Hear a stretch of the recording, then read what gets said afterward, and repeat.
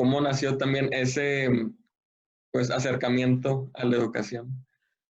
Empezamos. Mira, yo estudié en la Preparatoria Técnica Médica en la Universidad Autónoma de Nuevo León cuando recién iniciaba. No existían estas cosas llamadas Liverpool, todo esto. Básicamente había baldíos. Te comento esto porque no había ni rutas de camión. Entonces, en mi situación particular, teníamos los horarios en las mañanas y luego se cambió a la noche. Te comento esto porque es el antecedente hacia pedagogía. Sí, En aquellos años las decisiones de qué carrera vas a querer tomar era de semanas. O sea, básicamente te decían, toca que se inscriban ya egresamos de la preparatoria y tiene una semana para decidir. Entonces, mi acercamiento a pedagogía no fue, digamos, tan planeado. Yo tenía la idea también de medicina, de ingeniería, y había un problema administrativo curricular, porque se nos pedía a quienes quisiéramos ir, tanto a medicina como a ingeniería, a hacer otras materias que en la especialidad de radiología nos impidió avanzar con el currículum completo. Entonces, al integrarte la currícula técnica, te eliminaban algunas materias del bachillerato general. Entonces, para integrarnos a ciertas facultades se nos pedía todavía 6, 8 materias de bachillerato, ¿no? Eso, yo creo que algunos de nosotros, como en mi caso, me desconcertaba un poco. Yo pensaba, yo no me voy a devolver. Y entonces empecé a revisar otras opciones. Entre ellas, de hecho, arquitectura también solicitaba otras. Pedagogía no solicitaba ninguna situación de este tipo. Y ese por un lado. Entonces, el antecedente de lo administrativo se salvaba bastante bien. Los horarios, José María, yo ya trabajaba en la iniciativa privada. En ese momento estaba ya en Galletera Mexicana, Gamesa de aquellos años, y tenía tiempo completo. Entonces yo a las 7:30 ya estaba en un turno normal, terminaba a las 5:30, y yo trataba de ubicar, por ejemplo, medicina tampoco se iba a adaptar a esto que yo quería dar soporte económico, mantenerlo, sostenerme como siempre y seguir estudiando. Entonces, pedagogía ofrecía en aquellos años también unos horarios muy interesantes, porque empezamos a las 6 de la tarde, noche, y terminábamos a las 10. No eran los horarios como se tuvieron tiempo años después, ¿no? Que se quebraron todos los horarios, lo cual perjudicó a mi forma de ver, en muchos casos, a ustedes como estudiantes de aquellos años, ¿no? Porque no te permitía trabajar en un asunto de tiempo completo. Entonces, yo, de hecho, decidí no avanzar hacia radiología, rayos X, medicina, por los bajos salarios que había en ese momento, ¿no? Yo lo que ubicaba es que yo ya ganaba más sueldo en donde yo estaba colaborando que en una situación técnica de ese tipo. Entonces, desde ahí empiezas a valorar un poco lo que va a ser tu futuro como un asunto de profesional técnico o técnico, si no avanzas un poco más. Me acerqué a pedagogía, avancé hacia allá, me permitió estudiar y trabajar al mismo tiempo, sin ningún problema. En exámenes parciales, pues como todos nosotros o todos ustedes, tanto en posgrado como licenciatura, estábamos sin haber dormido varias noches, pero sacando los exámenes y las evaluaciones adelante, ¿no? Pero era algo normal, algo típico, no nos pasó nada. Algo que sí ubicábamos en aquellos años en términos de las dos pedagogías, tanto la matutina como la nocturna, era que probablemente así nos sentíamos, una percepción de sensación, en donde los turnos nocturnos pareciera que éramos los adultos, que ya sabíamos como qué queríamos de la vida, y en las mañanas no, en la mañana era otro tipo de perfil, los niños pequeños, recién preparatorianos, que no trabajaban, ¿no? Entonces, eso hacía como una cierta madurez, o te digo, al menos así lo sentíamos nosotros. ¿Qué sucedía en aquellos años con nosotros? Sobre todo los que llegábamos de un área diferente a la educación. Estábamos como ávidos de tener experiencias. Entonces buscábamos o localizábamos cualquier oportunidad de diseñar cursos de capacitación, de inmiscuirnos en la empresa. Yo tenía cierto conocimiento de asuntos empresariales. Siempre trabajé en cuestiones de constructoras y luego galletera. Y entonces sabía un poco cómo se desempeñaba la empresa, y también tenía claro que los departamentos de capacitación eran muy poco valorados. De hecho, cuando había crisis empresarial, lo primero que se cierra hasta la fecha son los sistemas de capacitación. Si no es porque los gobiernos federales o estatales te dicen, no, debes cerrarlo.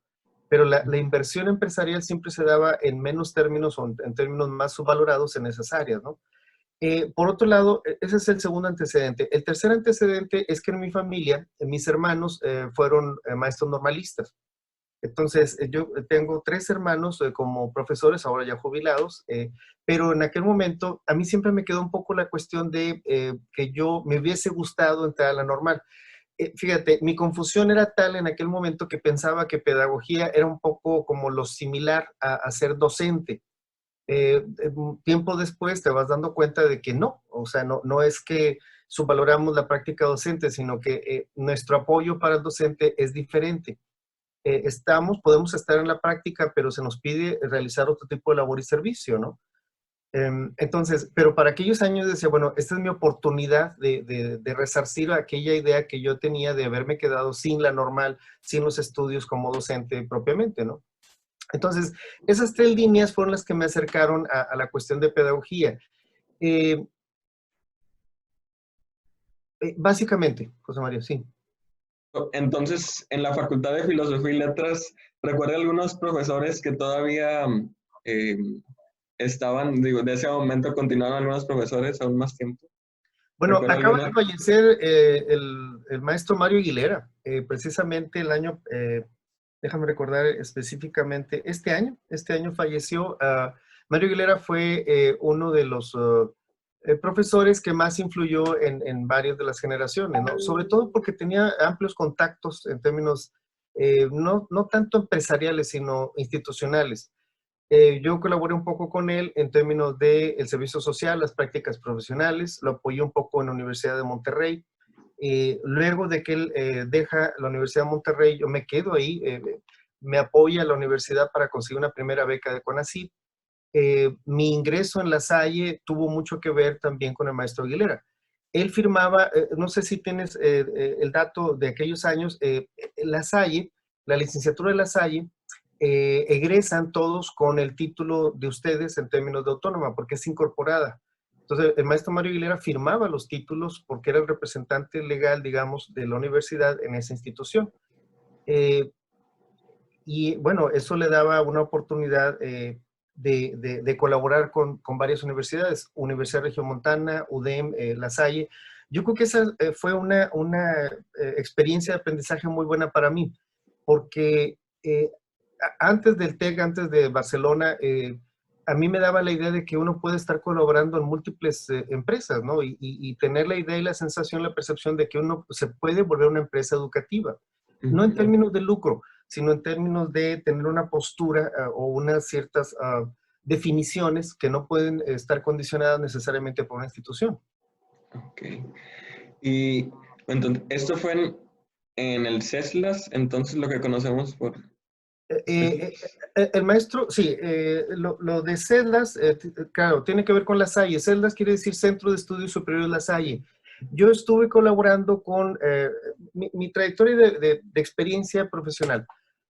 Cuando egreso de la facultad, Marta Casarini, no sé si lo ubicas, la maestra Marta, que no he sabido mucho de ella, fue mi compañera luego en el TEC, espero en Dios que esté bien. Eh, Ella me invitó a colaborar como profesor.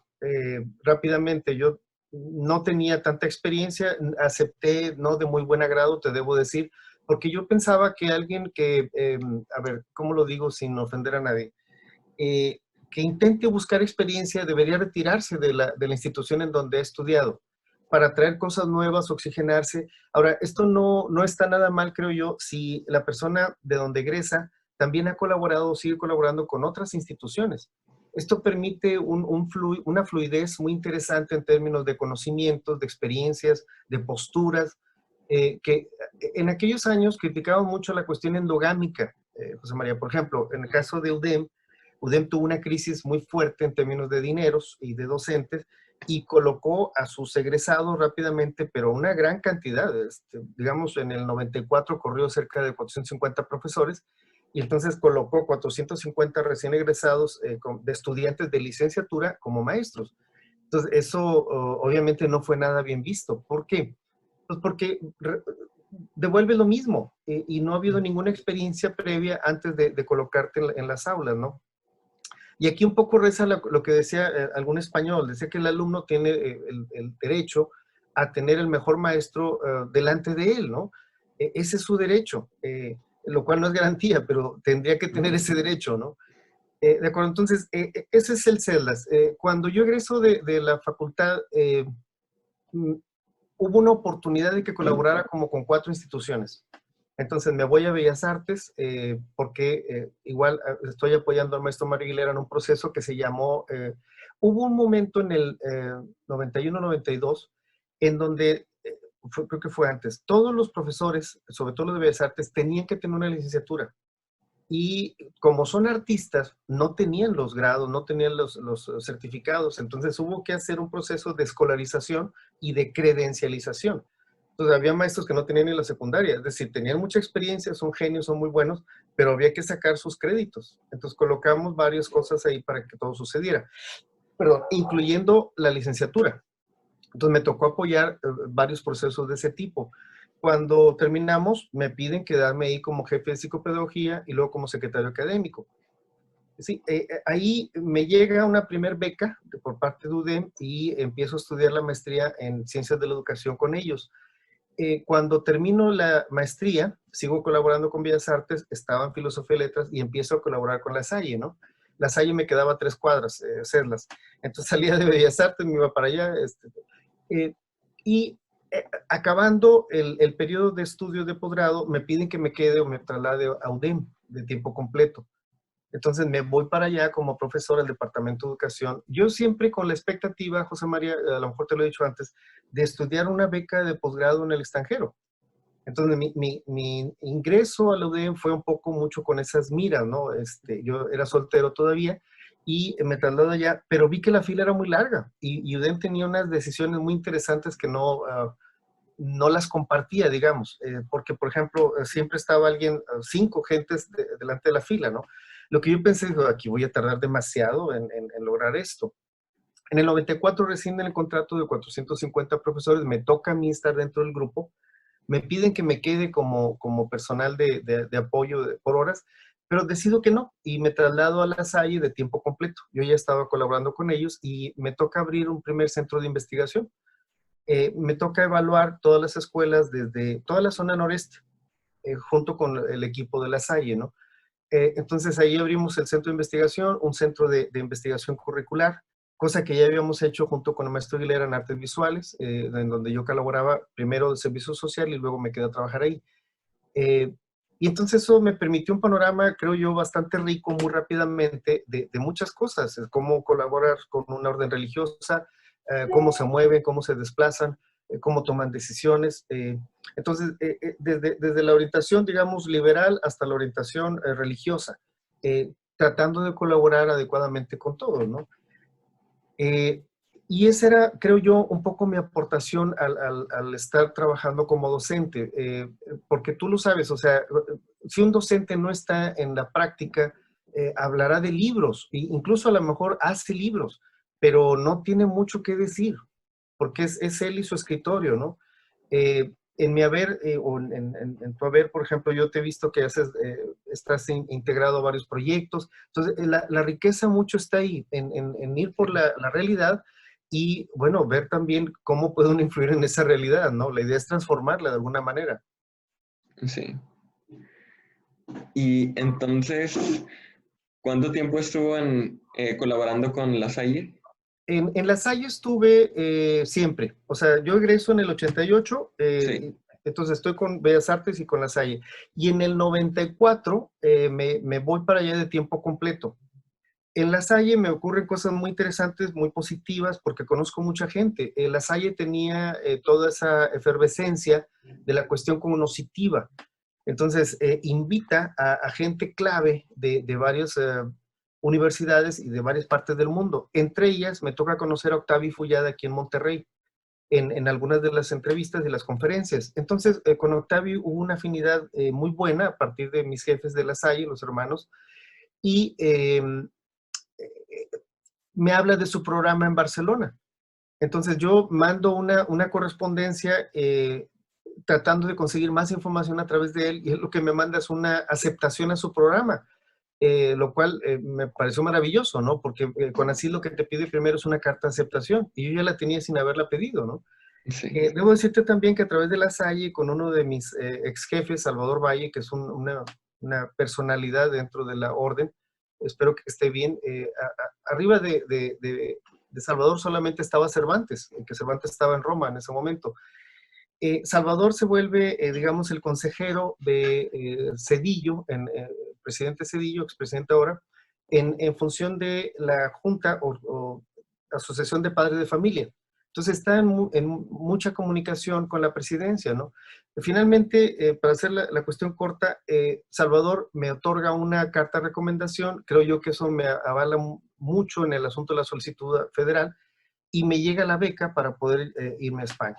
Entonces salgo de la Salle no porque quisiera, sino porque acudo a la segunda beca, ahora federal, con CONACYT internacional. Y me traslado a Barcelona. De hecho, la Salle me otorgó algunas cartas para intentar conseguir empleo en Barcelona dentro de las instituciones de la Salle, cosa que ya no pude hacer por las cuestiones de la universidad. No quedaba cerca del centro de la universidad. Eh, Concluyo mis estudios, regreso y al regreso sí decido instalarme en el TEC. La Salle el CELAS había tenido muchos movimientos, muchas modificaciones, y después trato de acercarme con ellos, pero desde el TEC, para ofertar becas, para hacer convenios, para hacer otras cosas, ¿no? sí.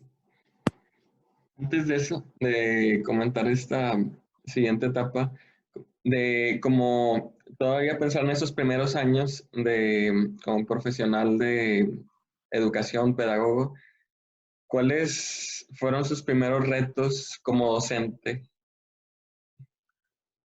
Bueno, como docente a lo mejor una que tiene que ver con los sueldos, lo económico. Yo venía de empresa privada de veras, y Sí, los sueldos no eran malos. Yo siempre estuve, bueno, en los últimos años adherido a la área de recursos humanos, llevaba nóminas, conocí de Infonavit, y los pagos no eran nada malos. Entonces, cuando decido cambiar, porque se tiene que hacer el cambio, tuve que tomar conciencia de que las cosas iban a ser empezar de cero, ¿no? Y sí, empezar de cero, nomás por comentarte algo, o sea, en aquellos años, y yo lo conocía y trataba de entenderlo porque también estaba del otro lado del escritorio. En Bellas Artes, José María, pagábamos 5 pesos la hora dada. Lo sí, mismo que me pagaba Filosofía y Letras. Entonces, Bonnie, que era el contador, yo espero que esté bien, no lo he visto hace muchos años, yo le decía a Bonnie, por favor, júntalo y haz un solo cheque a los 6 meses, ¿no? De tal manera que, y era el costo del cheque semestral me daba para un tanque de gasolina. Digo, con eso trato de ubicarte cuál era la particularidad, que yo creo que estamos igual, espero en Dios que haya mejorado algo, ¿no? Pero en Bellas Artes teníamos la misma situación, excepto que era peor, porque era federal. Entonces, al contratar a los maestros, a mí me tocaba un poco esa parte también, había que conseguirles hasta otras plazas. Entonces contratabas un maestro con 12 plazas, aunque te trabajara 4. ¿Para qué? Pues para que no se te fuera, porque además tenías que conseguir un fagotista especialista, o sea, 5 pesos la hora, pues cuántas le junto para que diga que sí. Entonces, ese tipo de cosas. Experiencia, yo creo que a lo mejor los retos tendrían que ver con la experiencia. Yo no tenía experiencia, entonces a lo mejor tenía arrojo y audacia, lo cual no equivale a experiencia, ¿no? Pero no se me hacía difícil nada. Había personas que me decían que no entendían cómo yo hacía las cosas. A lo mejor mucho, José María, el estar involucrado con la empresa me hizo un poco ser así. Porque yo veía eso, por ejemplo, te doy un caso. Teníamos un colega, excelente compañero, trabajaba en Cigarra La Moderna, pero él era obrero. A la hora que se graduó, la misma empresa le ofreció la oportunidad de irse al departamento de capacitación y él con nostalgia nos decía que no, le estaba costando mucho hacer el cambio, porque siempre sí. se veía como parte de un grupo.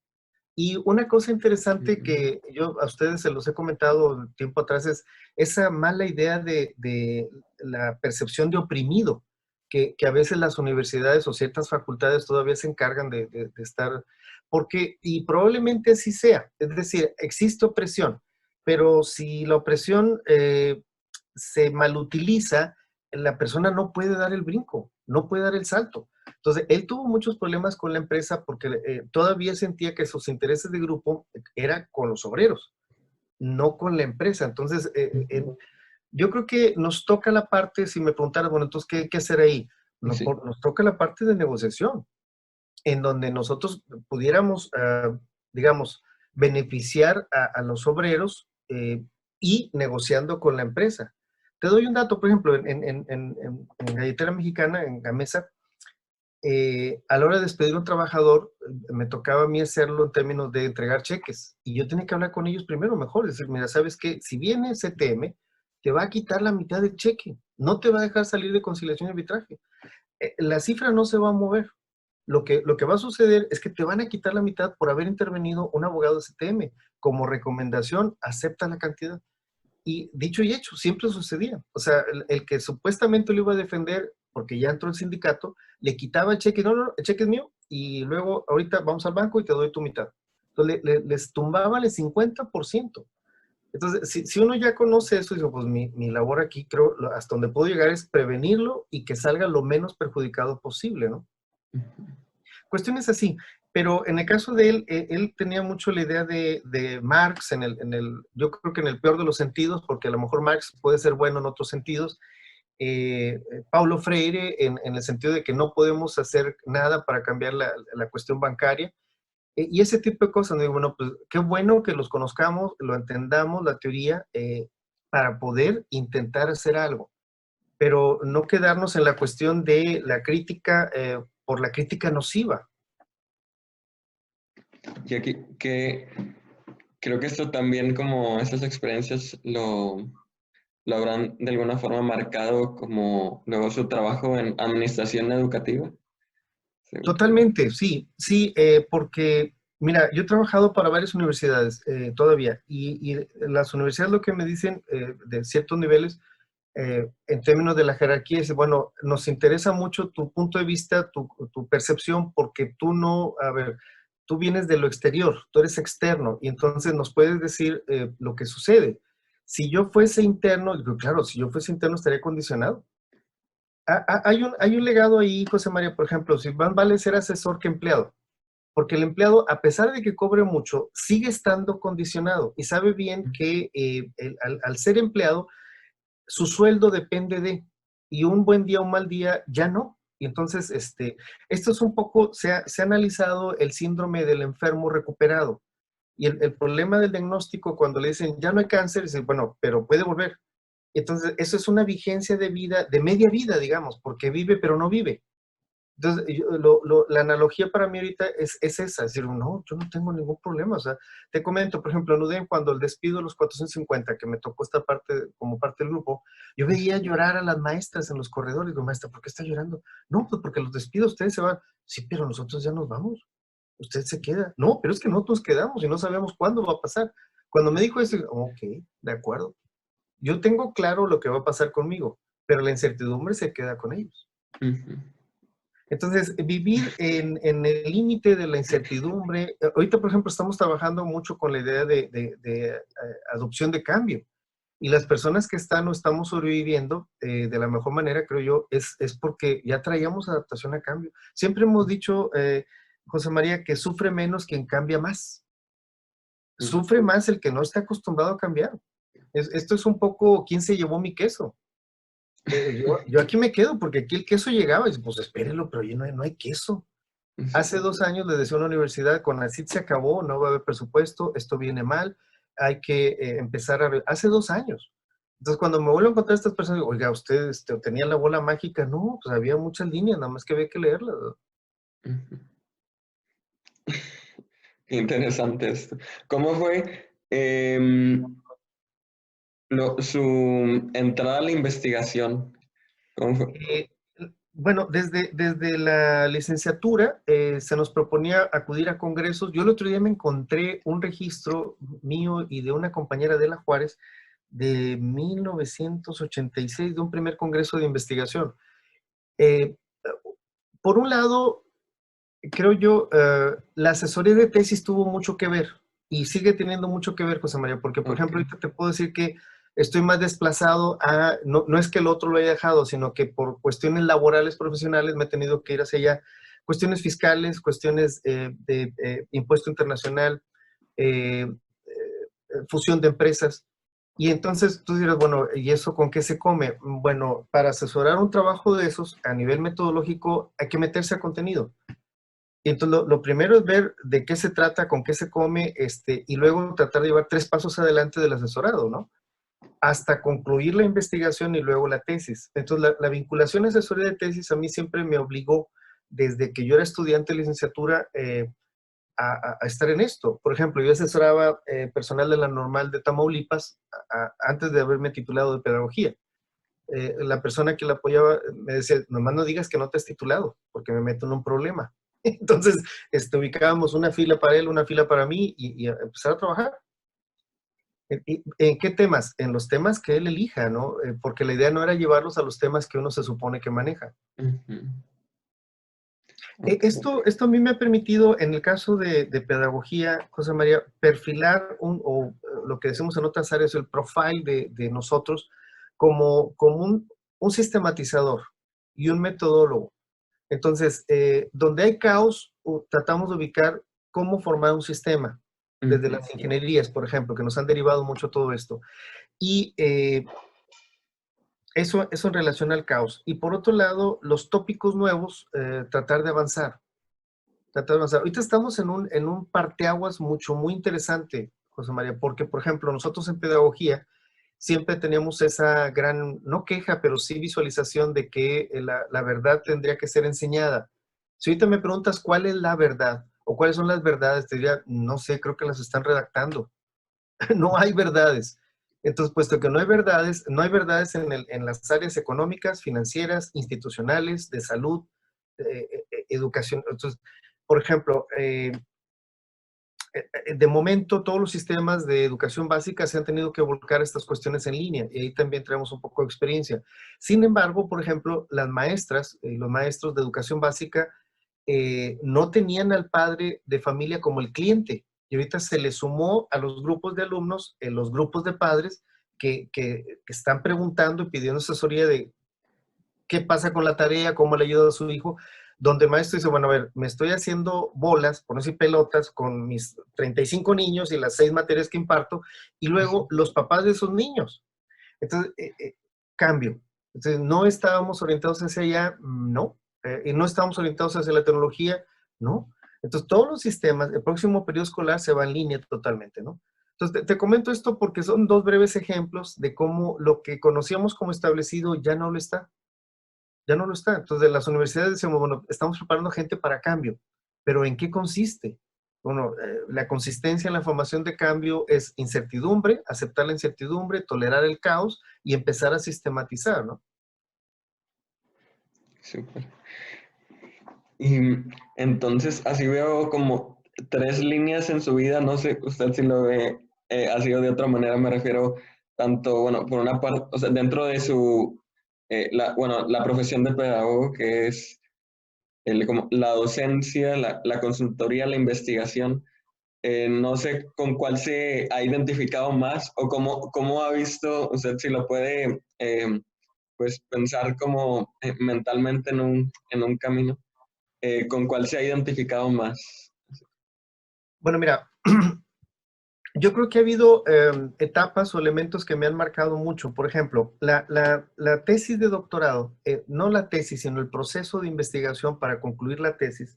Yo creo que la verdadera investigación, con todas las dificultades que puede implicar, fue lo que me marcó. Por darte un dato, yo pensaba que tenía capacidades o competencias de investigación y un buen o mal día voy con un asesor dentro del tecnológico y le enseño lo que llevaba de avance en mi tesis, ¿no? Y según yo, eran resultados.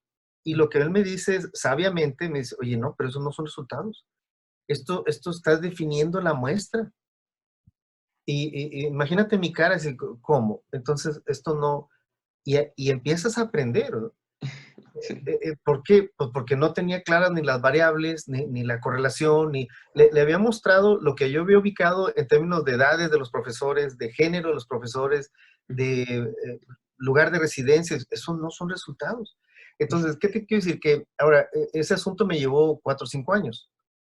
Entonces, en eso tienes que reaprender que eso se supone que es una investigación cuantitativa. Cuando envío mi tesis a Barcelona, el asesor alguna vez les comenté a ustedes, me dice que me falta lo cualitativo. ¿Cuándo dijimos que íbamos a hacer una investigación cualitativa? Ni hablar. A hacer la investigación cualitativa, un año más. Pero entonces todo esto,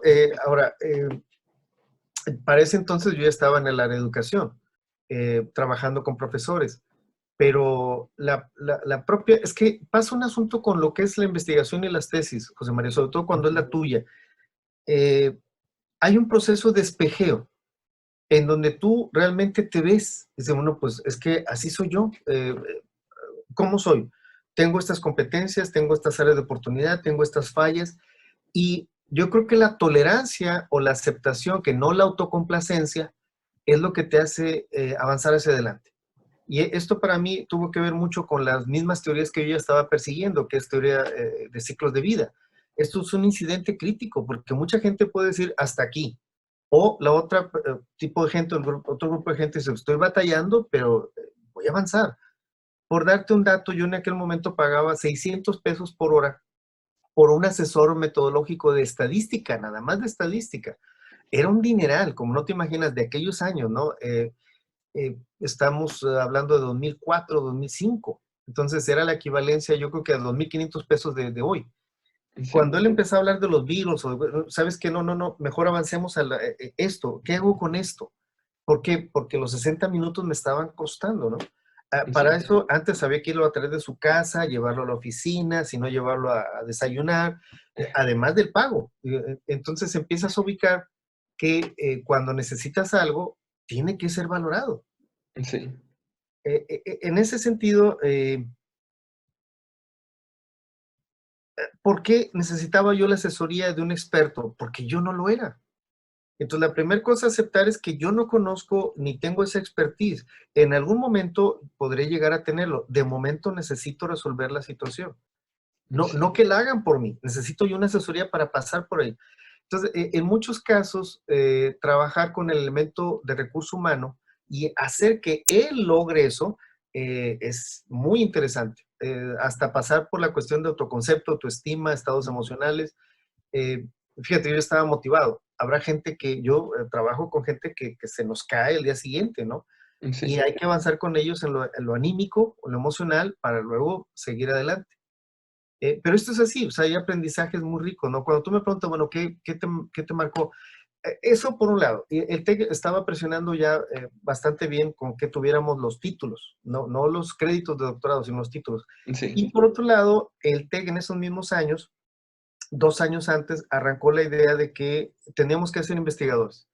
O sea, la investigación es lo que lleva al éxito Sí. a nivel institucional, y lo empezó a ubicar en indicadores. Entonces, ¿en qué proyectos estás metido? ¿Cuántos reportes has hecho? ¿Cuántos libros?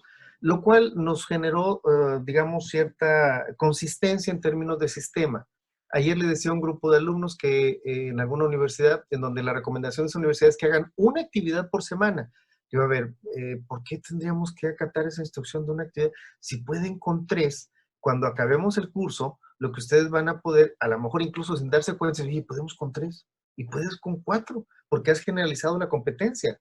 Entonces, si se te reconforma o se te acerca a que tú eres capaz de hacer una actividad, pues es lo que vas a dar. Porque en muchos casos estamos proclives a la cuestión del menor esfuerzo. En México, el trabajo es sudor, el trabajo son lágrimas, el trabajo es bajo fuego. O sea, a ver, en otros países es oportunidad y es reto. Cuando hay varios autores, incluso dejando los autores de lado, José María, alguna vez entrevistaban a una persona en una plaza y la persona decía, ella estaba barriendo y barría la plaza pública. Dice, yo me levanto ahora a las 5:30 de la mañana y me he colocado el reto de barrer 3 plazas públicas. Y de hecho cambié mi horario en el trabajo porque esto es lo que yo quiero hacer. Dice, y a veces sí me duelen las manos y el brazo, pero dice, el sufrimiento genera desarrollo. Y ponía la base del ejercicio. Dice, si no, lo que duele, cuando duele algo, es que se está extendiendo. La extensión y el sufrimiento y el dolor genera desarrollo. No hay extensión, no hay dolor, no pain, no gain, ¿no? Si no hay dolor, no estás en el juego.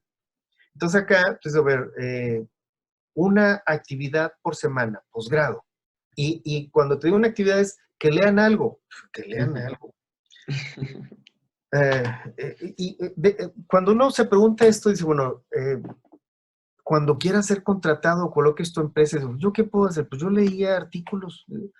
¿Usted qué puede hacer por la empresa? Pues leer artículos. Y después de leerlos, no, pues sigo leyendo artículos, ¿verdad? Bueno. Entonces, cuando trabajas como asesor o consultor o lo que sea, José María, te pagan por resolver los problemas en poco tiempo. De hecho, el empresario, quien sea, tiene 10 minutos para ti. Ya te mandó el problema que tiene y te lo mandó en medio párrafo. Yo esto les decía también ayer, tenemos la oportunidad ahora de la ubicación del texto. El diagnóstico tiene que ser a partir de la lectura. Como lo hace el economista, como lo hace el asesor financiero. En los estados de balance financiero, aquí hay un problema. ¿Por qué? Porque los números no concuerdan. Esta empresa, si sigue así, en 3 meses hay que cerrar.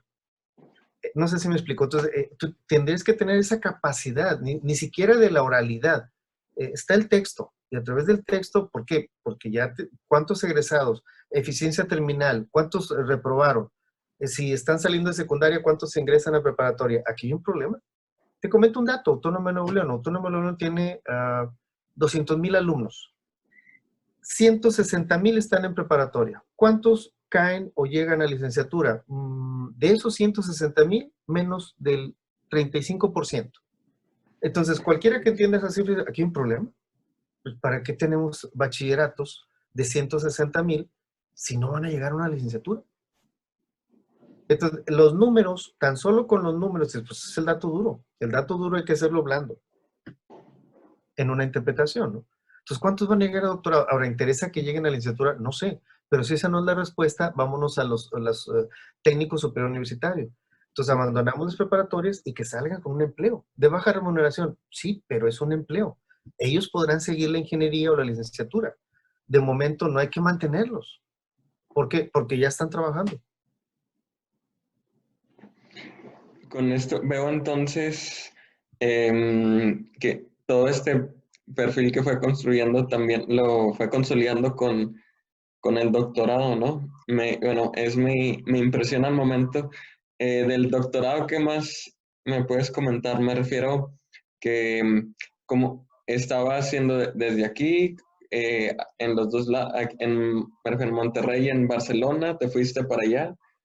Yo me ¿Cómo fue todo trasladé, el sí, me trasladé en el 96, estuve en 94, 96 con La Salle, con CEDLAS, y en el 96 me voy, debería haberme ido en el 95, cerca de diciembre, noviembre, pero en España no ocurre nada sino hasta febrero. Eso tuve que negociarlo un poco con los montos que da CONACYT, porque CONACYT no te sí. paga traslados, avión, etcétera, no paga nada de eso. Lo que sí paga te anticipa algunos meses para que te llegues a instalar y cubras la cuestión del avión. Entonces, ¿para qué me traslado si no va a estar vacía la universidad? O sea, yo tenía una idea a lo mejor excesivamente eficientista en ese sentido, es decir, sin ánimo de criticar a nadie, viajé poco, digamos, en Europa. Mis colegas decían, hombre, fuimos a Egipto, Israel, etcétera. ¿Cómo van en la escuela? Bueno, si quieres te digo, pero entonces hubo tal problema, José María, que CONACYT, sin tener la cuarta T encima, decía, no vamos a depositar ningún dinero, sino en el pueblo que dijeron que iban a estar estudiando. Entonces, eso hacía que la gente no se moviera, porque anteriormente podías cobrar tu asunto de beca en cualquier parte del mundo, ¿no? Entonces, llegó tanto el problema que no, o sea, se devuelve a la universidad que dijo que iba a estar. Y así las cosas, ¿no? Yo en verano me quedaba, aprovechaba trataba de ubicar las mejores materias, ¿no? Porque es conocido que los mejores maestros no se quedan en verano. Los mejores maestros los invitan a otro país o van a hacer el libro, la investigación, ¿no? Entonces trataba de revisar lo mejor que pudiera haber en el pool de opciones, de oportunidades. Como me pude obtener cierta premiación en summa cum laude por las notas, me otorgaron créditos y el crédito allá sí vale. El summa cum laude aquí en México no vale para nada, o sea, es decir, no hay dinero, allá no hay dinero, pero hay la equivalencia a créditos. Entonces yo tenía el acceso casi al 50% de otro doctorado gratis. Entonces lo que aproveché con la libertad que me daba ese programa, es decir, bueno, pues me voy a antropología, psicología social, Entonces agarraba gente de cierta prestigio. Habermas lo conocía ya en alguna conferencia, no tomé curso con él. Entonces, varios así de los grandes todavía me tocó. Octavio Fuyat sí tomó cátedra, digamos, echó pleito sistemático porque estuvo con ellos, con Humberto Eco, con Strauss, Levi Strauss, varios de ellos. Entonces, lo que hace uno allá, José María, es revisar con quién ha estudiado él. Por ejemplo, en España los mejores en el área que yo me interesaba era la influencia alemana. Entonces yo buscaba maestros que hubieran estado estudiando en Alemania y con él. Experiencia de la filosofía estética, pero ¿por qué? Porque él se formó allá. Entonces, me devuelvo en el 99. Sí me marcó mucho para mí el doctorado, porque hice 2 tesis. Una de ellas fue sobre, me ocasionó menos líos, menos problemas, pero después decidí cambiar. La política intercultural de nuestros grupos indígenas en México. Entonces me tocó decidir trabajar cómo es que el gobierno federal dice que va a respetar las culturas de nuestros grupos indígenas cuando realmente lo que hace es modificar cultura y lenguaje. Y es lo que siguen haciendo, José María. Lo que hacen es decirles, ahí está el libro, hasta de preescolar, en su lengua, cuando la idea es que es castellanizarlos. Lo mismo sucede en las primarias. El libro de primero está totalmente en su idioma, sin integrar su cultura ni su historia, pero en el segundo y tercero van modificándole a medio castellano, castellano completo. Entonces la idea de arropar su lengua es castellanizarlos. Cuando el gobierno genera un discurso totalmente contrario, dice, no, es que estamos respetando su cultura, mira, en su lengua. No, estás usando su lengua para quitársela. Es como si al hebreo le dijeras, vamos a hacerlo todo en hebreo para hacerlo, pero traerlo al inglés. Sí. Entonces, este enfoque siempre ha sido, hace décadas se visualiza como todo un problema, porque la idea no es intercultural, es multicultural en exceso. Intercultural quiere decir que hay una negociación entre las dos culturas, básicamente a 50-50. Y multicultural, que es lo que hace Estados Unidos, es dejarle sus culturas, reconociendo que son de segunda o tercera, ¿no? Entonces, es un poco lo que es, o mucho de lo que hace México, ¿no? Por eso me interesó acudir a revisar esta cuestión con Habermas y con Levi Strauss, porque los dos, Habermas fue muy criticado en el último periodo porque mantenía esta idea que te voy a comentar, al igual que Levi Strauss. Levi Strauss dice, si no podemos adaptarlos, hay que eliminarlos. Entonces, el grupo cultural étnico no va a poder sobrevivir económicamente, entonces no hay nada que hacer por ellos. Mantener una postura de ese tipo y decir, bueno, pues entonces envíeles el coronavirus o lo que ya han hecho en África en varios tiempos. Y si lo revisas, estamos ahí. Estamos ahí. Todo el que no tenga una suficiencia económica o que no pueda dar soporte a 8 meses de encierro, 10 meses de encierro, pues va a sucumbir, ¿no? Tercera edad, que no tenga una buena alimentación, etcétera, etcétera, está sucumbiendo.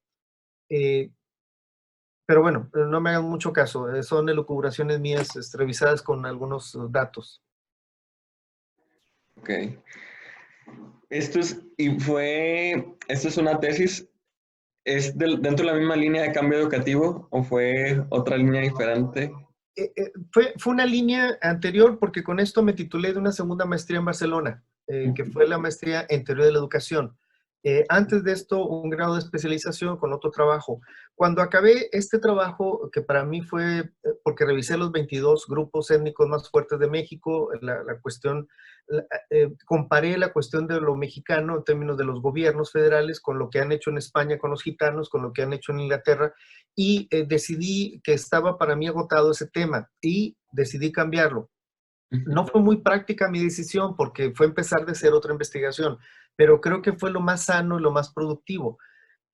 Para el siguiente trabajo en términos de investigación, yo sabía que tenía que regresar a México. Una, porque se me había agotado el asunto de la beca, y dos, porque necesitaba trabajo de campo en donde ubicáramos 500 profesores.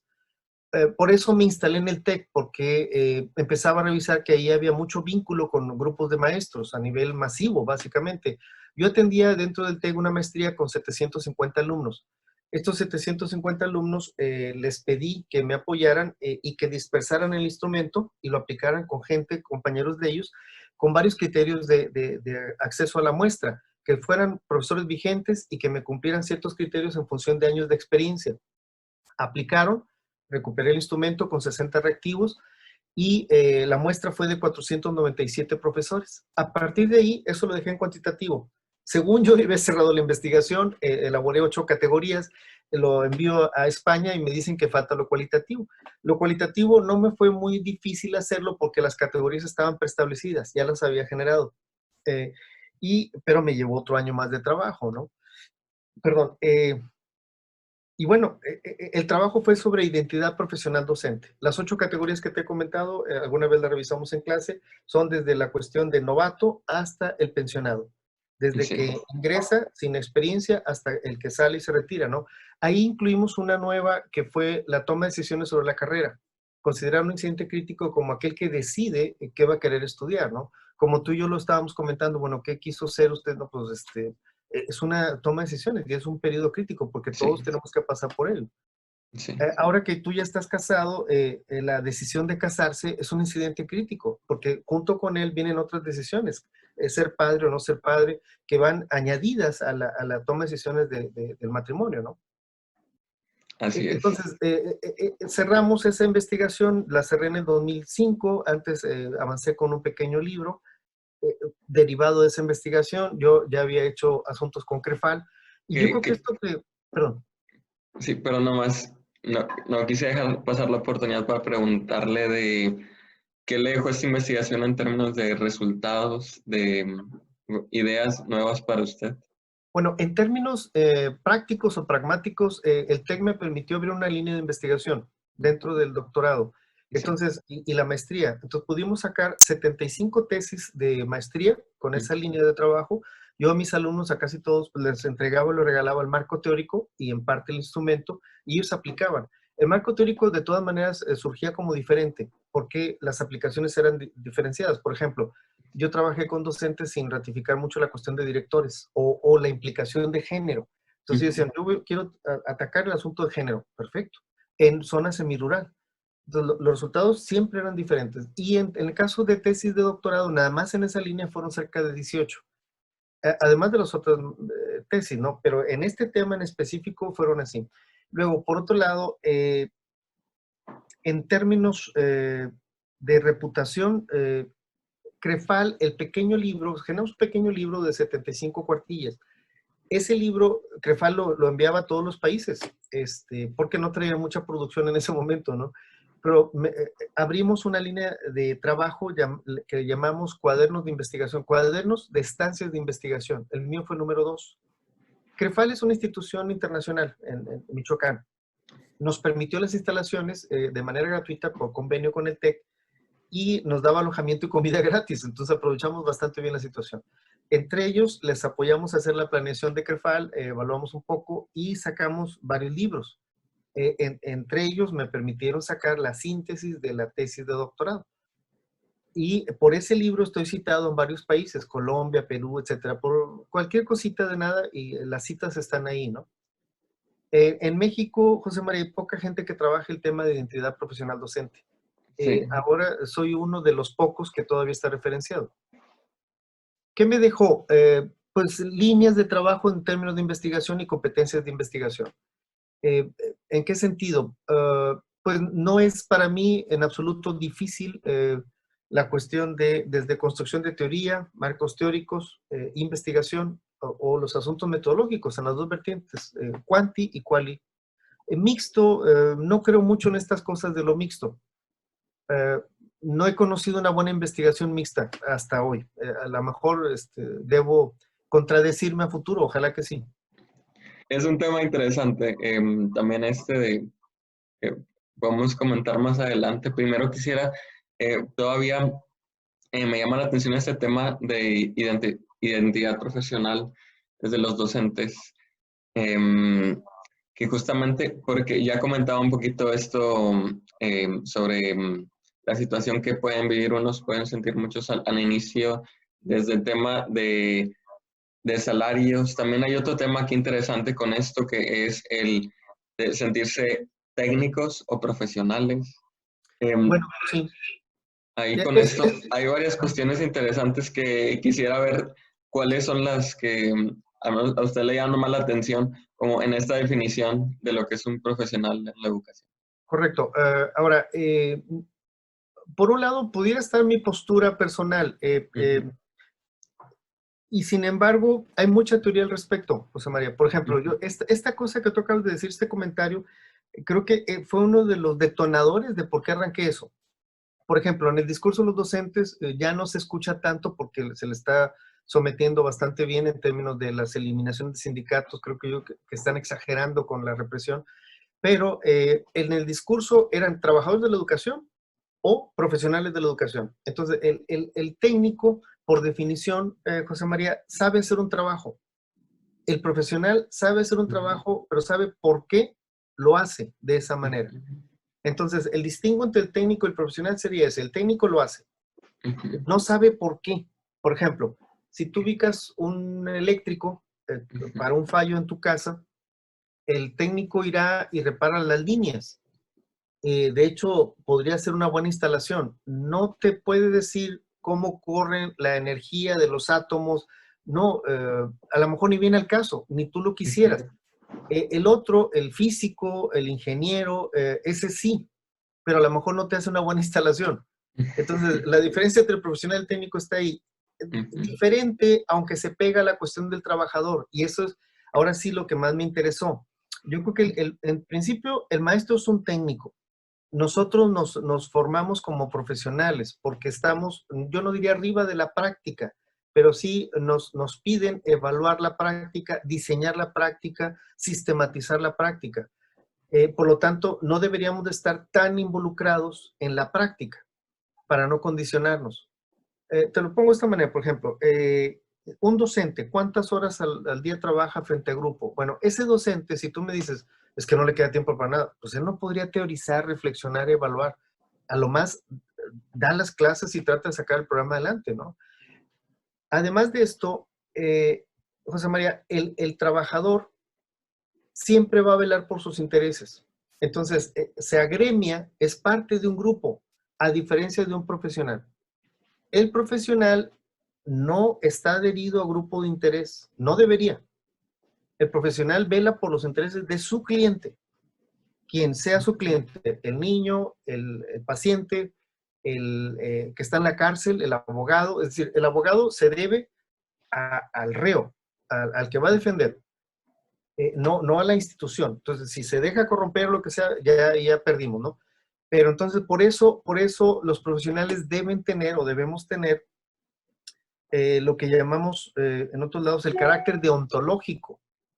Es decir, de algún lado debe surgir la idea de qué es un buen profesional y qué es un mal profesional, qué es un buen médico y qué es un mal médico.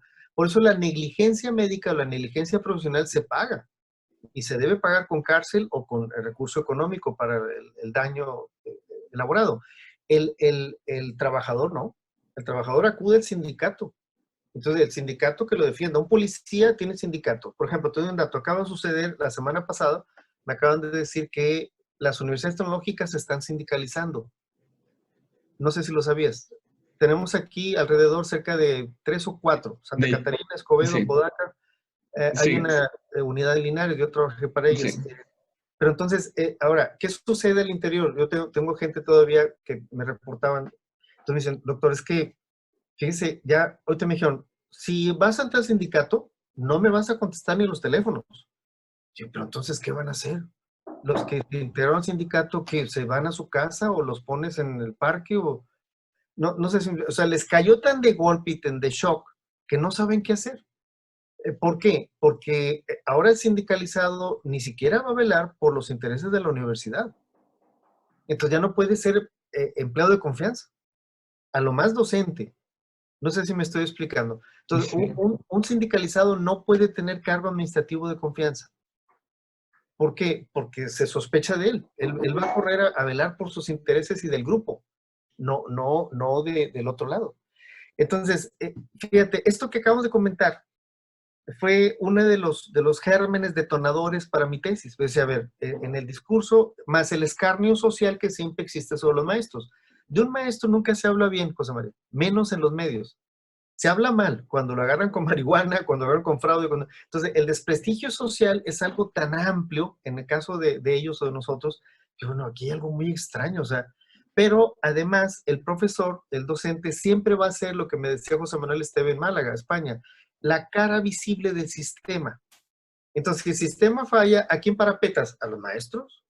Los maestros tienen la culpa, los maestros son gandallas, flojos, tienen muchas vacaciones. Entonces, nunca se habla bien de ellos. Al contrario. Mi pregunta era, ¿por qué? ¿Por qué? Y el mismo docente mantiene esa indefinición. Hay varios elementos. España y Europa tienen categorizado 18 puntos para categorizar un profesional. 18. Y entonces, por ejemplo, te doy uno nada más para el comentario. La capacitación tiene que ser pagada a bolsillo propio de un profesional. Bien, toma un grupo de docentes normalistas y digo, oiga, maestro, nomás que va a costar 500. No, espérate, no. El sindicato, y tiene que ser en horas de trabajo. Entonces, eso no es un profesional. Pero cuando tú lo comentes, no, es que tú estás ok, no es una postura mía.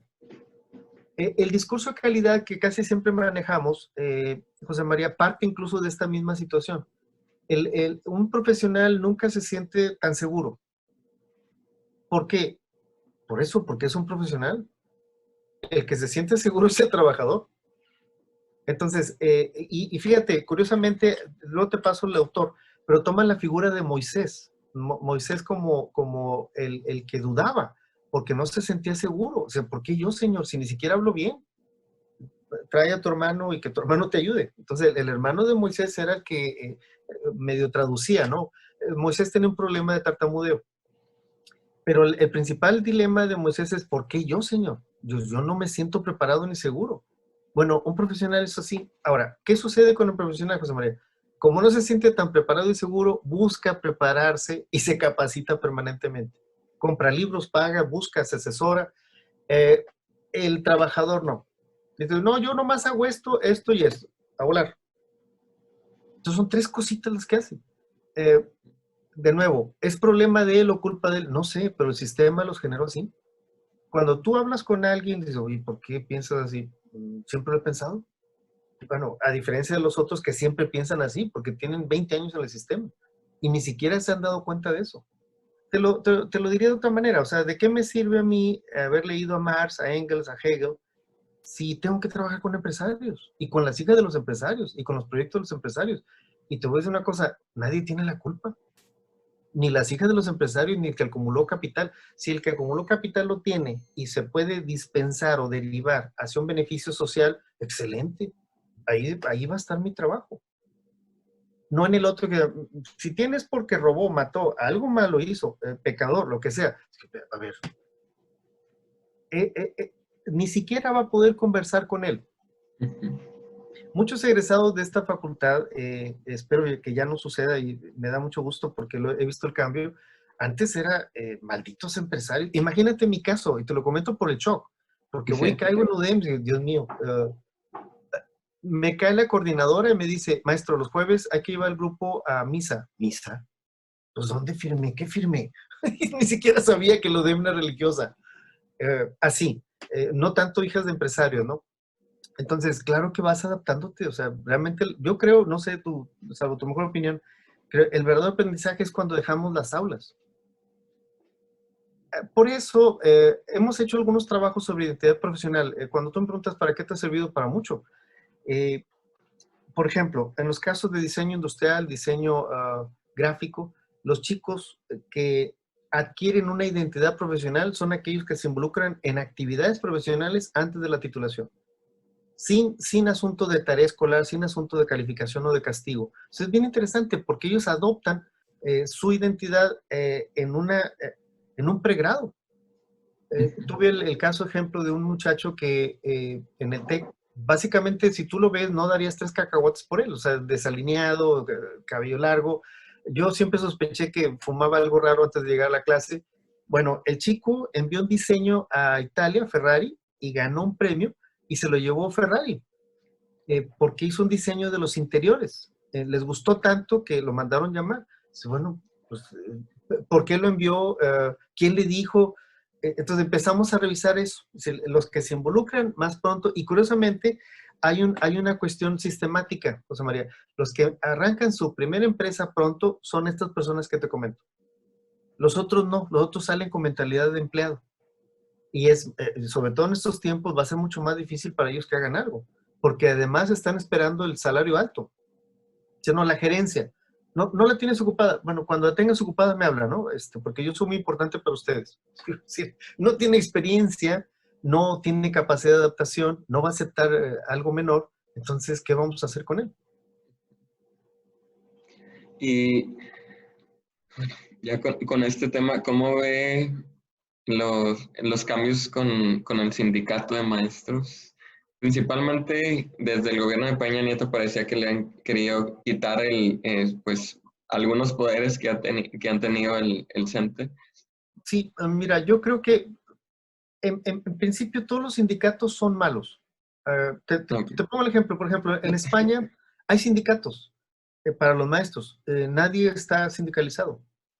Lo que a lo mejor aquí tendríamos que hacer, tal vez, porque, por ejemplo, José María, el control del sindicato es o era tal que era el que dispensaba las plazas. Tú pagabas al sindicato por tu plaza, no a Secretaría de Educación. Entonces, Secretaría de Educación tenía un contubernio con el sindicato. Pues digo, ¿de quién es el problema? ¿Quién lo generó? Pues el sindicato junto con alguien, y esto se llama Secretaría de Educación.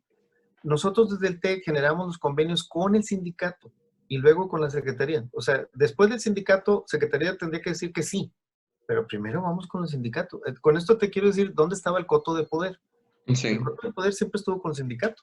El sindicato decía quién estudiaba, quién tenía la beca y quién no. En una ocasión en Zacatecas nos pasó una cosa horrible. 500 becas se desperdiciaron para posgrado en el TEC porque el sindicato decidió no bajar la información, porque no encontró los sobrinos que quería mandar, entonces nunca bajó la información y las 500 becas se anularon, ¿no? Entonces, este tipo de cosas suceden. Ahora, como te decía, la sindicalización es una cuestión antiprofesionalizante. Entonces, el día que quisiéramos tener profesionales en la educación, tendrían que ser no sindicalizados. Qué fuerte. Está muy fuerte. Está muy fuerte el tema porque hay muchos profesores que han visto ciertas o muchas conveniencias con el sindicato, ¿verdad? Que se sienten arropados y que en ese sentido, pues dicen, se sienten valorados. Entonces, en ese sentido de aprecio a la profesión y valorización de la profesión, ellos consideran, o sea, muchos de quienes pertenecen al sindicato, que es el mismo sindicato quien les da ese valor, ese aprecio. Correcto, correcto. Y precisamente por eso sucede. Mira, si analizas la operación de una escuela, José María, el director, que es el cabeza a cargo, no tiene toma de decisiones en quién le envían como maestro. Uh-huh. Entonces, cuando me preguntas, si tú formaras una empresa, ¿no te gustaría tener algo que ver con la decisión de quién va a estar dentro de la empresa Uh-huh, para que claro. todo saliera adelante? He conocido infinidad de casos, José María, en donde los maestros hacen un problema por un maestro en particular o maestra y el director es el que sale saltado, Uh-huh. como bala de cañón, y los Sí. maestros están estables. Entonces tú dices, a ver, pues es que algo está mal, o sea, ¿qué es lo que está mal? Esto que estamos tú y yo comentando, o sea, el profesional debería valerse por sí mismo y ubicar su cliente, capacitarse, generar un valor agregado en una cadena de producción, que es el servicio educativo que damos, y vender su tiempo y su capacidad al mejor postor. Este ha sido un problema recurrente que ve desde la consultoría, es decir, de entender quién toma las decisiones y por qué, y que desde ese orden se dificultan mucho atacar los problemas. Totalmente. Y esto pasa también en las universidades, o sea, no es nada más de educación básica, por eso te lo Ok. comento. Otros países han avanzado un poco, por ejemplo, Panamá y Colombia, sobre todo Panamá, no hay sindicatos y a pesar de que es una escuela pública, los directores junto con una junta de consejo que se integra por parte de padres de familia, son los que toman las decisiones de la adquisición o el ingreso de los maestros. Lo mismo sucede en España. En España tienen 6 tipos de administración escolar. Por ejemplo, puedes iniciar una escuela religiosa y recibir apoyo del Estado o la Federación. Y la decisión de quién ingresa tiene que ver con esa administración y no tiene que ver con ningún sindicato. Esto facilita la evaluación del desempeño de los profesores, facilita la operación, facilita la gestión escolar, porque lo que no nos hemos preguntado, José María, es qué sucede con la gestión y qué sucede con la operación cuando todo el mundo está sindicalizado. Los maestros son intocables o eran intocables. Ahora, que sí se les llevó de encuentro, sí. Hay otro dato, por ejemplo, y he estado ahí adentro, la normal, Miguel F. Martínez, uno de sus directores era mi alumno, durante algún periodo, y los maestros son colegas, incluso amigos. Todos los egresados de las normales egresan. Si ingresan 100, egresan 100. Es más, te puedo decir, egresan 103. ¿Cómo que 103? Sí, se jalaron de Montemorelos porque ya estaba más difícil el asunto, pero entonces, ¿en qué profesión? Y esta es la pregunta, porque está categorizado dentro de los 18 que te comentaba, ¿en qué profesión los que ingresan en términos de 100% salen el 100%? En ninguna. Las profesiones tienen tres filtros, José María. Filtro primero, examen de admisión.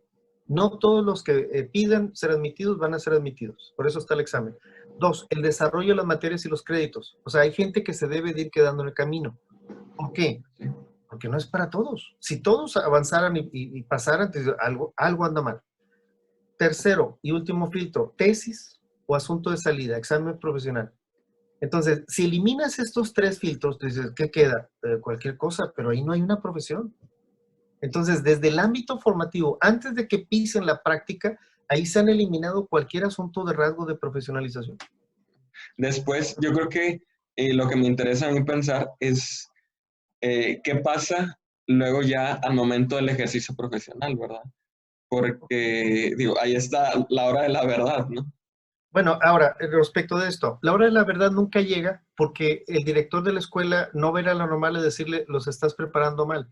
Date una vuelta, José María, a la normal cuando volvamos después de esto y observa la edad promedio de los profesores normalistas. En este momento, en estos años, son sumamente jóvenes. Te puedo decir que ni siquiera tuvieron 5 años de práctica profesional ellos mismos, y ahora están convertidos en profesores normalistas de la normal. Son los que están formando los futuros maestros. Por otro lado, en una profesión, el que toma tu profesional te debe retroalimentar. Por ejemplo, te doy un dato. Campeche. Ah, ingenieros petroleros. Hicimos un estudio, lo terminamos el año pasado para esa universidad. Bien, la persona adherida a Pemex o las empresas que le trabajan a Pemex en esa entidad dicen, mira, este egresado, tu egresado de esta universidad no sabe geometría, no sabe cálculo, no sabe, Dios mío, entonces, ¿qué sucedió? Son materias básicas en esa universidad. Y de hecho, lo aceptan como prácticas, no para contratación.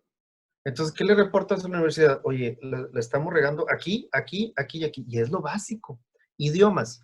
El inglés, incluyendo en las carreras que deben trabajar necesariamente como básico el inglés, no saben nada de inglés.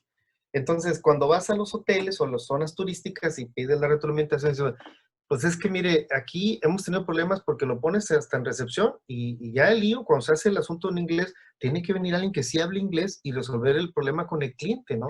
Entonces, vas a la universidad y digo, oigan, ¿quién está dando inglés? ¿Es optativa? ¿Cuántas horas? ¿Por qué? ¿Hay certificación? Ese tipo de cosas. Entonces, las universidades, cuando menos tienes la retroalimentación de veras, en el caso de abogados no ha ido tan mal en esas universidades, ¿no? Pero el mismo abogado te dice, no, yo lo que he aprendido acá en ejercicio, allá adentro casi no. Por ejemplo, José Manuel Esteve tenía una frase muy célebre para esto que estamos comentando. Él decía, al profesional lo tienes que formar en la contingencia. Si entendemos el concepto de contingencia, José María, la contingencia para el profesor tendría que ver con ruido, con se va la luz, con alumnos que no te hacen caso, que están dispersos, que están contrarios. Esas son las contingencias. Dime cómo formamos a los normalistas ahí adentro. Vas ahí y dices, pues están haciendo cosas, figuritas. Te voy a dar un dato. Acabo de ir a otra universidad y volví con ellos. Es iniciativa privada. El curso que me asignaron tenía que ver con gestión. Cuando empiezo a revisar las actividades que estaban ubicando, es decir, no, pues que corten figuras de FOMI, de macramé. Sí, ¿qué es esto? Oye, ¿puedo cambiar esto? ¿verdad? Sí, no, pero ¿qué tenía que andar haciendo figuras de FOMI, de corte, en un curso de posgrado de gestión educativa? Bueno, así las cosas. Seguramente quien diseñó esto era alguna maestra normalista o algo así, ¿no? El problema, y ni siquiera va hacia lo peyorativo ni a tratar de burlarnos de nadie, no, no, no, ni falta hace. La cuestión es esa, José María, que al profesional de veras te lo devuelve la empresa y la empresa te tiene que decir cómo lo quiere. Eh, para esta misma universidad que te comento, hicimos un trabajo en donde me tocó recopilar las tendencias de los próximos 10 años de las carreras. Y por ejemplo, en el caso del abogado, la tendencia es a que no se siente empleado de nadie. Sí profesional, pero es un profesional que rápidamente tiene que colocar su empresa.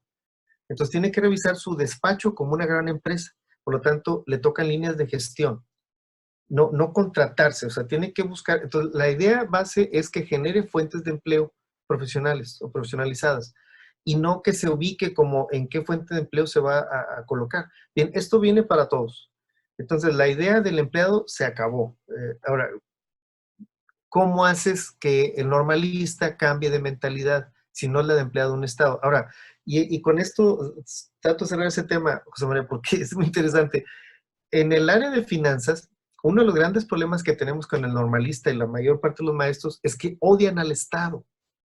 Fíjate, ¿en qué profesión encuentras? Y esto es enigmático, no lo encuentras en ninguna parte del mundo.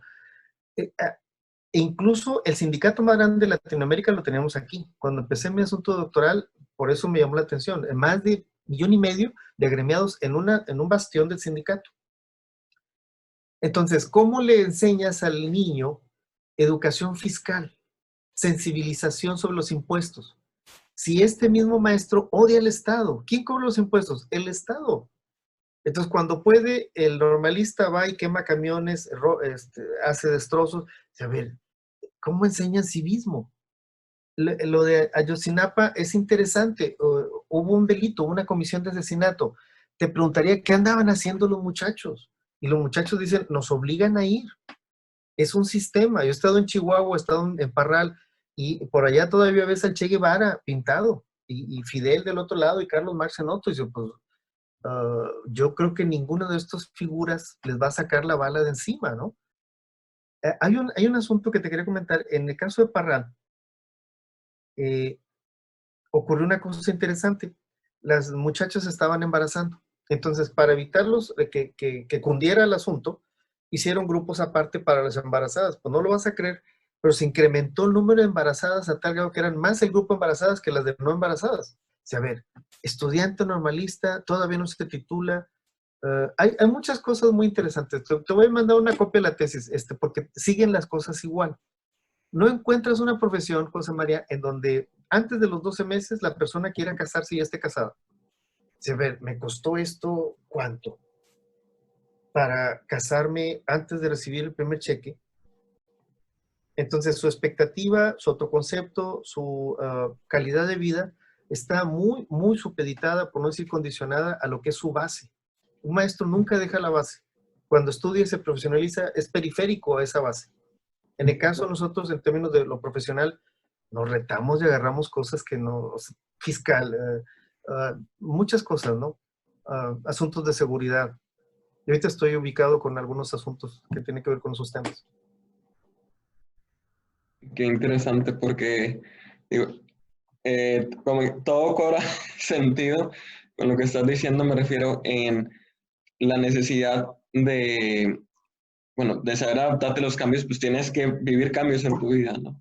Entonces, y también, y que esperarlos, y entonces, pues puede ser que las mismas condiciones que se están creando a veces en la formación de un profesional docente, pues no le ayudan en nada en eso que esperas que viva, ¿verdad? Ahora, es parte de un sistema. Mira, José María, el gobierno, yo he visto varios intentos fallidos de intentar remediar la cuestión.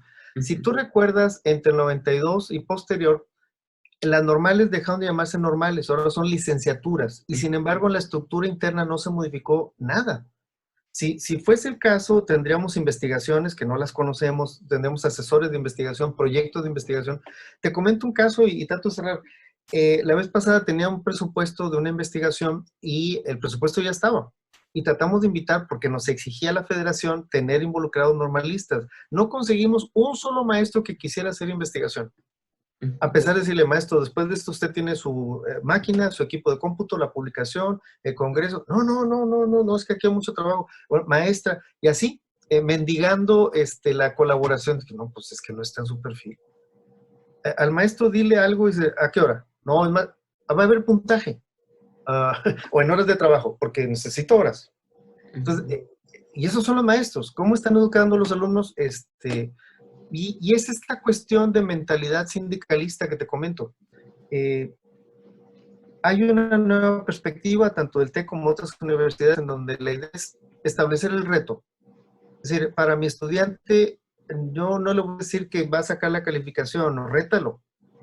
O sea, hay tres tendencias ya mundiales en términos de la educación, José María. Una de ellas es sacar la evaluación fuera del salón. Entonces, por ejemplo, en mi caso, cosa que me entregan los alumnos, cosa que lo mando a coordinación, fuera de la universidad. ¿Por qué? Pues porque es un trabajo que a lo mejor hasta vale la pena. Y si no vale la pena, tengo que recibir la retroalimentación. Entonces, sacar la evaluación fuera del salón de clase. Problematizar lo mejor posible la enseñanza. O sea, no entregues cuestiones ordenadas. No, que mastiquen ellos. Es decir, no se lo entregues masticado. ¿Por qué, José María? Porque mientras más toleren el caos, mejor van a ordenar. Y si no ordenas las cosas, nunca vas a ver el problema. Si no lo ves, ¿cómo intentas resolverlo? Entonces, por eso las metodologías y las técnicas van a eso. O sea, entregarles el caso-problema. Ok, a pensar, a procesar, ¿no? Primero procesar. No a injuriar, no a alzar la voz, no a gritar, no a colectivizarse. Entonces, la problematización tiene esa idea de generar pensamiento sistémico, flexible, de adaptación, cambio y resolución de problemas a través de lógica. Y la tercera tiene que ver con buscar certificaciones externas. Si la cosa se queda en un folder, en el cajón del escritorio del docente, no funciona. No funciona. Entonces, las tesis tienen que salir de la universidad, tienen que digitalizarse, tienen que exponerse. Mientras más expongas, mejor. Ahora, expone a tu alumno, no lo cubras. No, la piel tiene que hacerse un poco más gruesa cada vez. Aquí ya lo veo súper ya concretado también. La labor docente, pero sobre todo en la práctica educativa, me refiero en los métodos pedagógicos que posibilitan que esto suceda, ¿verdad? Como Es ya correcto. son el orientarse en retos, problemas, ¿verdad? Por ejemplo, José María, ahorita que acabas de comentar eso, yo creo que estamos pasando del tránsito de tareas cerradas a tarea abierta. Tarea abierta. ¿Qué es tarea abierta? Establece las prerrogativas, las condiciones, pero no les digas cómo deben pintar la florecita. Si todas las flores tienen que ser amarillas, el pétalo, no, que busquen, que investiguen, que analicen, ¿qué vas a recibir? En principio, ciertos mínimos, pero de esos mínimos la idea es que se extiendan. Entonces, se acabó la cosa esta de ¿cuántas páginas quieren? Hay gente que todavía empieza un trabajo desde la introducción. Para mañana, envíenme la introducción. ¿Cómo es que la introducción? La introducción, cuando terminas, haces la introducción. ¿Por qué? Porque no sabes qué hiciste. Entonces, mentalidad es así, ¿no? Yo creo que algo está pasando, estamos cambiando. Quiero ser muy optimista y muy positivo, sobre todo porque los tiempos lo están exigiendo. Y Sí. aquí va a ser un poco selección natural darwiniana. Sí, porque, mira, hasta hace mucho tiempo observábamos, ¿quién te va a contratar? Pues el que te conozca. Desde UDEM decíamos, yo pienso que no me sostiene a mí la relación que yo tenga con alguien, debe sostenerme mi trabajo. Entonces, de la cualificación o la caracterización de tu trabajo, no necesitas tarjetas de presentación. Se necesita que se llegue a conocer lo que se supone has hecho, ¿no? ¿Cómo deberían de administrarse los recursos, sobre todo en términos económicos, para el bien de una institución educativa? Mira, yo creo que Me hiciste recordar con el comentario, en alguna ocasión tuvimos que rediseñar la currícula de una maestría, Administración de Instituciones Educativas. Y ahí tuvimos que analizar un poco modelos, teorías, fundadores. Y algo que a mí me quedaba claro desde ese año, hace yo creo que 15 años, si no más, es que en el caso de la gestión educativa, José María, tendríamos que pensar en qué es lo que se necesita y definiendo qué es lo que necesita, ir por ello. Esto nos hace la base del distingo en la categoría del gestor al administrador. El administrador es alguien que simplemente va a pedirle a alguien lo que se necesita y si no, así como estoy en la figura, o sea, así se queda, Ok, ¿no? ok. El gestor no dice, a ver, ¿qué necesitamos? Ok, de acuerdo. Entonces, eso que necesitamos hay que materializarlo. Ya veremos de dónde, si por deuda, por crédito, por convenio, por asociación, por pago en especie, pero eso se va a tener que tener. Entonces, el gestor va y consigue y trae. Y si revisas la literatura en términos de liderazgo, el líder tiene que tener esa base de gestoría. El líder que no consigue no es líder. Entonces no hay seguidores y al líder a veces tampoco le interesan tanto los seguidores, le interesa gestionar, gestionar. Entonces, ahora, ¿qué se requiere para la gestión? Linkeo, ubicar los clústeres o generarte como un clúster, ¿no? ¿Qué es esto? Lo comento, el clúster, el sujeto clúster tiene los contactos y tiene el capital social. Entonces, a ver, ¿qué problema tienes? Seguro Social, Clínica 33, tengo un elemento ahí, déjame hablar. Entonces, que la operación de las tres, que se haga la una, perfecto. ¿Quieres este especialista? Ahí está. No sé si el otro dice, no, me dieron cita para cuándo, y es que aquí en el Seguro Social, no.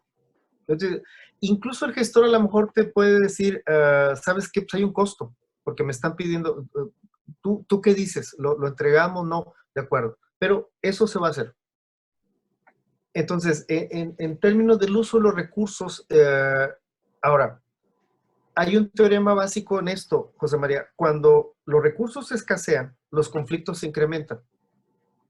Entonces, por ejemplo, ahorita que decíamos PRODEP, hubo un año en que PRODEP dejó de pagar. Entonces, tú lograbas la certificación sin pago. A ver, ¿y ahora cómo motivamos a los maestros? Entonces, de nuevo, cuando los recursos van a la baja o escasean, los conflictos van a la alza.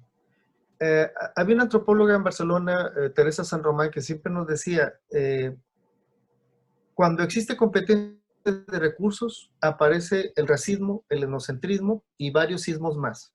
Es decir, vamos a suponer que tú y alguien más están compitiendo por una plaza en algún lugar. Bien, pero nomás hay una plaza y hay dos convocantes, solicitantes.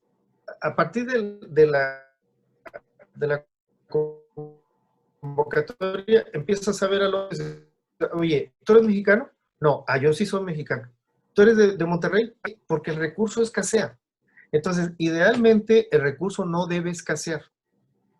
De hecho, al contrario, te diría, el recurso, tendríamos que estar pensando constantemente en la generación de recursos. Me llamó la atención ahorita con esto que me comentó, porque veo que también, no sé si lo vi en alguna reseña que busqué de usted, del tema que estaba relacionado también con la familia, o sea, como un tema de investigación, Las nuevas estructuras familiares. estructuras Y, familiares, sí. y de hecho, ese artículo, si es el que te refieres, se publicó en Colombia, junto con una de mis alumnas de doctorado, precisamente, Catalina, que está ahí en el TEC como directora ahora de idiomas, ¿no? Cuando hicimos eso, no estábamos localizando esto, pero fue como un preámbulo para, de hecho, de ahí se derivó la cuestión que te decía de la aplicación de 3.200 cuestionarios y luego los casos. Pero en el caso de ella, partíamos de una hipótesis interesante. Quien llega a un estudio como de licenciatura en el TEC con 2 idiomas tiene una mayor propensión a éxito académico. Entonces empezamos a analizar, además de los idiomas, cómo era la estructura familiar de la cual provenía. Y cuando empezamos a trabajar en eso, decíamos, oye, pero a ver, no, esta cosa de la familia nuclear es historia. Y no es que lo diga yo, José María, es que es historia. O sea, por darte un dato, A nivel federal todavía traemos el 3.9 de divorcios en este país. Quiere decir que de 10, casi 4 terminan o terminamos en divorcio. Entonces, solo el 6 se sostiene. Pero no, ¿y en cuánto tiempo? Porque, es decir, 3 puntos, pero me refiero, tasa por permanente, o sea, en general, No, o por año. no, bueno, la taxación se hace por año, pero luego, de estos 4, de este 40% o 4 casos de 10, se Ujú. vuelven a casar. Ah, ok. Entonces, por eso no es que permanezcan, no, Ah, ok. no. Y sin embargo, hay una reestructura familiar. Ujú. Pero en el caso que te llamó la atención, de hecho, luego te mando el artículo. Lo que Súper. ubicamos fue un investigador muy famoso, interesante de CEPAL, llamado Guillermo Zunkel. Guillermo Zunkel estaba trabajando esto por décadas anteriores y decía, bueno, es que la familia ya no está constituida por lo nuclear o mononuclear, sino entonces empezaba a hacer otras definiciones. Aquellos miembros que se agrupan y se sostienen afectivamente. Entonces, que puede ser el abuelo y el nieto y se constituye con familia, el tío.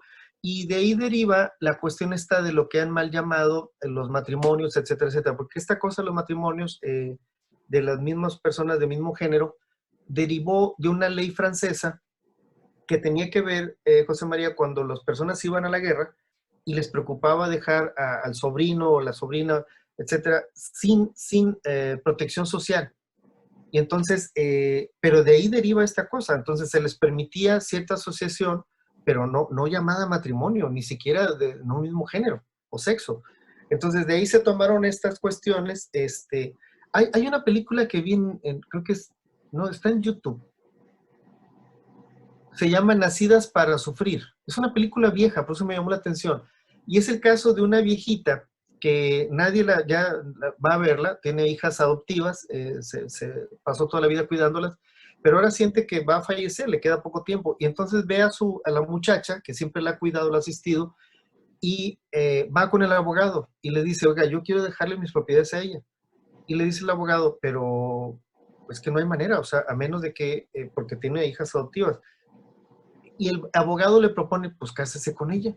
Entonces la señora esta que tiene casi 80 años se casa con la mucama a fin de protegerla. Y lo que te quiero decir es que esa ley que ahora conocemos como de matrimonios gay, etcétera, proviene de esa idea. Pero la idea era cómo generar protección social en términos de herencia o pertenencia, ¿no? Y entonces Guillermo Zunkel arropa esto y dice, bueno, así estamos. Por ejemplo, José María, a nivel Latinoamérica tenemos un 75% de familias monoparentales por jefatura de familia femenina. ¿Esto qué quiere decir? Pues que un 25% de los varones ha desaparecido de esos núcleos familiares, ¿no? Ujú. Entonces, si entendemos esto, entonces, bueno, entonces, ¿por qué se le sigue llamando jefe de familia? ¿Por qué? Ese tipo de cosas, ¿no? Por ejemplo, los créditos ahorita dicen a la mujer, porque el varón va a pelar gallo, ¿no? Y esto sucede, o sea, en los casos de las familias cuando llega un niño Down, o niño Down no, niño con cualquier otro mosaico, el señor desaparece. Quien se queda a cargo de los problemas o los asuntos es ella, a pesar de que haya más hijos. Entonces, si entendemos eso, bueno, algo debemos de estar modificando. Por ejemplo, te comento esto para que ubiques por dónde ha ido la cosa y cómo han avanzado otros países, ¿no? En España hay algo que llamamos o llaman ya ahora sociología fiscal de género. ¿Qué es esto? Que si la mujer y el hombre trabajan, la mujer debe pagar menos impuesto a pesar de que esté en el mismo cargo.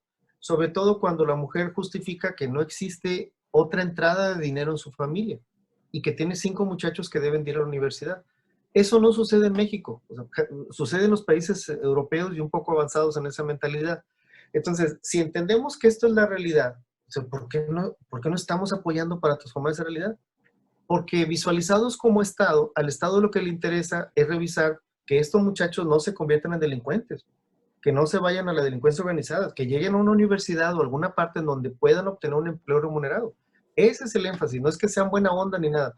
No, entonces, mientras que en el caso del marido, cuando tiene la esposa, si existen dos entradas de dinero, dice, bueno, ella debe pagar menos, no le pagues más si quieres, pero no tiene por qué pagar los mismos impuestos. Entonces, esto hace una sociología fiscal de género y por eso se hacen estudios en esa línea.